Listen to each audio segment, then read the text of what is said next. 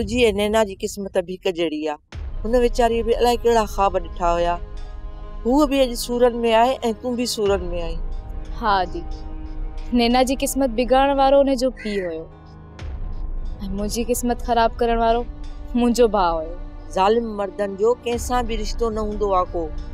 जेकॾहिं हाशू असांजो भाउ हुजे हा न त एॾो वॾो धोखो असां सां न करे हा। हाशू दुश्मनी में एतिरो त अॻियां निकिरी वियो हो जो हुन भेण जहिड़े पाक रिश्ते सां धोखो कयो। मां सम्झी वई आहियां त हाशू मुंहिंजो भाउ ई कोन्हे। हा मूमल, अहिड़े ज़ालिम खे केरु पंहिंजो भाउ सॾींदो। अदी, मां हुते ख़ुशि हुयसि, काश मां हिते न चाहां। तूं पाण खे संभाले वठ मुंहिंजी भेण।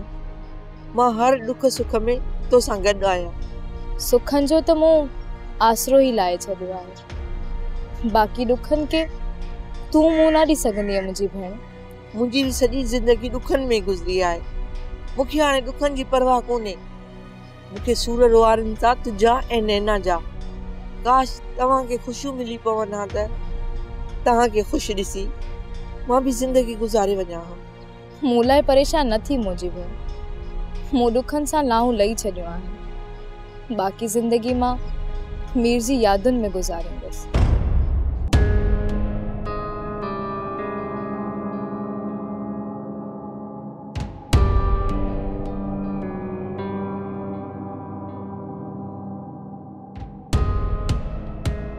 अदी मूंखे मानी ॾे। मां तव्हां ॿिन्हिनि सां आहियां। आई भेण कोन्हे तुंहिंजी हिते।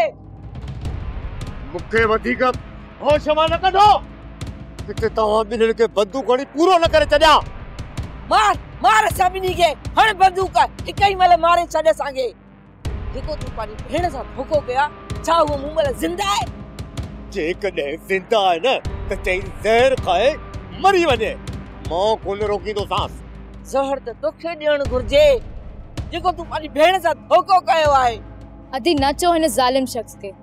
जॾहिं हिन सां मूं सभु वास्ता ख़तम करे छॾिया आहिनि त तूं हिन खे कहिड़ियूं मयारियूं थी ॾी? हिन खे असांजी मयारुनि सां को बि फ़र्क़ु न पवंदो। हाणे जेको थियणो हो न उहो थी वियो ऐं तव्हां ॿिन्हिनि जे रोइण पिटण मां कुझु बि कोन थींदो। ख़बर आहे मूंखे, असांजी ज़िंदगी तुंहिंजे साम्हूं का बि मायने न थी। तूं सिर्फ़ पंहिंजे लाइ थो जी, पंहिंजे लाइ। हाणे हिन घर में तोखे खाइण पीअण जी का बि शइ न मिलंदी। पंहिंजे खाइण पीअण जो ॿाहिरि वञी बंदोबस्तु कर। सोप सीरियल तकरार तमाम एपिसोड ॾिसो हाणे HD क्वालिटी में। विजिट कयो असांजो YouTube channel Sindh TV HD drama. Subscribe कयो असांजो official YouTube channel Sindh TV HD drama ऐं वधीक अपडेट लाइ बेल आइकन खे क्लिक करियो।